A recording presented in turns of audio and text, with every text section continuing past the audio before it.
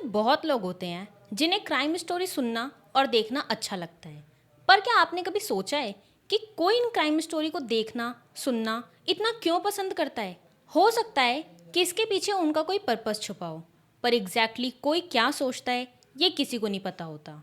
वैसे तो काफ़ी लोग अपने इंटरेस्ट के चलते इन क्राइम स्टोरीज को देखते हैं और बहुत लोग सोसाइटी में हो रहे इन क्राइम्स के प्रति अवेयर रहने के लिए इन केसेस को देखते हैं। अगर मैं आपसे कहूँ कि एक्चुअल में किसी इंसान के मन में ये सब चीज़ देखकर क्राइम करने की भावना भी जाग सकती है, तो इसमें कोई बड़ी बात नहीं होगी, क्योंकि हम ऐसे भी बहुत सारे क्राइम देख चुके हैं जहाँ पर कोई इंसान किसी और को देखकर इतना ज़्यादा इन्फ्लुएंस हो जाता है कि वो भी ये क्राइम कर देता है। तो आज का केस भी एक ऐसी लड़की का है जो क्राइम के बारे में सुनते सुनते इनसे इतना ज़्यादा इन्फ्लुएंस हो गई कि उसने एक क्राइम करने का प्लान बना लिया। मोस्टली कोई इंसान किसी को इसलिए मारता है क्योंकि उससे उसकी दुश्मनी होती है या फिर रिश्ते ठीक नहीं चलते या कोई ना कोई वजह तो जरूर होती है। पर यहाँ पर एक ऐसे इंसान का मर्डर हुआ था जो ना तो एक दूसरे को जानते थे, ना उनका एक दूसरे से कुछ लेना देना था और ना ही वो कभी इससे पहले मिले थे, क्योंकि ये क्रिमिनल देखना चाहती थी कि आखिर किसी को मारने के बाद कैसा महसूस होता है, उस अपराध से बचने के लिए ये क्या क्या चीज अपनाता है। वो इन सब चीजों को फील करना चाहती थी। तो आखिर क्या है पूरा मामला, चलिए जानते हैं आज की इस वीडियो में। Hey everyone, welcome back to another video. I am Bhavna and you are watching Bhavna Clips.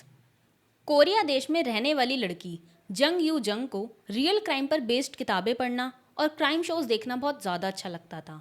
धीरे धीरे वो इन क्राइम स्टोरीज से इतना ज़्यादा ऑब्सेस्ड हो गई कि उसने एक बहुत ही खौफनाक कदम उठा लिया। ये एक ऐसा ऑप्शन और क्यूरियोसिटी का केस है जो कि बहुत ही डरावना और बहुत ही शॉकिंग है। 23 साल की जंग यू जंग कोरिया में अपने दादाजी के साथ रहती थी। इसे क्राइम स्टोरी देखना और सुनना बहुत ज़्यादा पसंद था। वो अक्सर क्राइम बुक्स और शोज देखती रहती थी। इंटरनेट पर भी मर्डर्स की डिटेल सर्च करती रहती थी। वो अपना मोस्ट ऑफ द टाइम अकेले बैठे बैठे यही सब करती रहती थी। धीरे धीरे ये क्राइम स्टोरी जंग यू जंग के दिमाग पर हावी होने लगी और उसकी इन चीज़ों में क्यूरियोसिटी ज़रूरत से ज़्यादा बढ़ने लगी। ये इंटरेस्ट बढ़ाते बढ़ाते जंग इतनी क्यूरियस हो गई कि उसने अब प्लान किया खुद से ट्राई करने का, जिसके लिए उसको तलाश थी तो एक टारगेट की जिसे वो मार सके। इसके लिए जंग ने काफ़ी प्लानिंग की, काफ़ी सारे के बारे में रिसर्च किया और क्राइम को छुपाने के लिए काफ़ी सारे तरीके ढूंढे। उसने डिसाइड किया कि वो अपना टारगेट चुनेगी ऑनलाइन प्लेटफॉर्म से। मई 2023 में जंग ने एक online tutor aggregator application download की। ये ऐप बच्चों के पेरेंट्स को एक टीचर प्रोवाइड कराता है, जिसमें आप टीचर से होम ट्यूशन या उनके घर पर जाकर पढ़ सकते थे। तो जंग ने इस ऐप पर अपनी प्रोफाइल एक 9th क्लास के बच्चे की मदर बनकर बनाई। उसने करीब 50 स्ट्रेंजर से बात करके ये पता लगाने की कोशिश की कि उनमें से उसका बेस्ट टारगेट कौन हो सकता है। जंग मोस्टली फीमेल टीचर से उनके घर पर ट्यूशन पढ़ाने की बात करती थी। पूछताछ करते करते उसकी बात हुई बुसान की रहने वाली एक 26 साल की ट्यूटर के साथ, जो अपने घर पर ही बच्चों को ट्यूशन देती थी। एक नॉर्मल इनोसेंट स्ट्रेंजर जिसने कभी नहीं सोचा था कि उसकी ज़िंदगी में आगे क्या होने वाला था। जंग ने उस टीचर से सारी बातें फिक्स की और कहा कि उसकी बेटी 2 दिन बाद आपसे क्लास लेने के लिए आपके घर आ जाएगी। इसी बीच जंग ने एक स्टूडेंट की तरह दिखने के लिए स्कूल यूनिफॉर्म खरीदी, जिसके बाद वो उस ट्यूटर के घर गई जिससे उसने बात की थी। जंग यहाँ पहुंची और मौका देखते ही उसने स्ट्रेंजर को चाकू से मारना शुरू कर दिया। उसने उस पर कम से कम 100 बार वार किए और उसके मरने के बाद भी वो उस पर वार करती रही। लेकिन जंग की ब्रुटैलिटी यहीं तक नहीं रुकी थी। उसने इसके बाद एक ऐसा स्टेप उठाया जो सुनकर बहुत ही घिनौना और डरावना लगता है।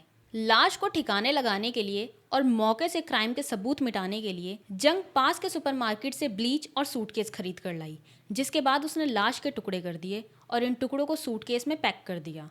जंग ने उस लेडी टीचर का मोबाइल फ़ोन, आईडी कार्ड और काफ़ी सारी चीज़ें घर से गायब कर दी ताकि सबको लगे कि ये टीचर कहीं गायब हो गई है।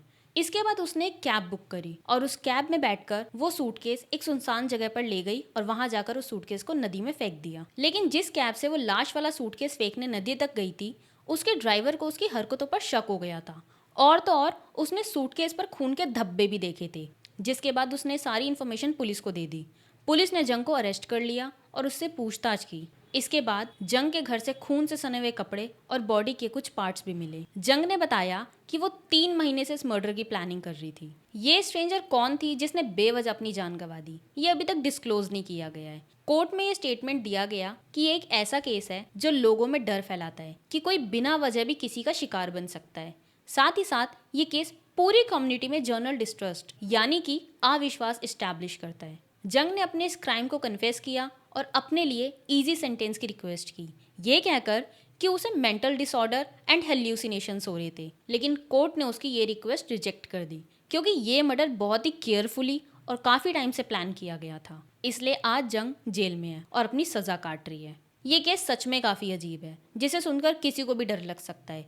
कोई किसी पर आखिर विश्वास करे कैसे? अगर सोसाइटी में इसी तरीके के केसेस बढ़ते गए तो कोई इंसान कभी किसी की मदद ही नहीं करेगा।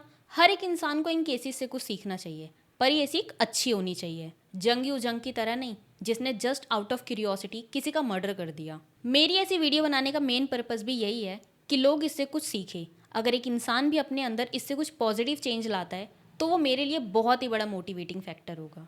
बाकी आपके क्या व्यूज़ है इस पूरे केस को लेकर हमें कमेंट सेक्शन में ज़रूर बताएं। चैनल पर नया तो चैनल को सब्सक्राइब कीजिए, वीडियो को लाइक कीजिए। मिलते हैं एक और नई वीडियो में किसी नए केस के साथ।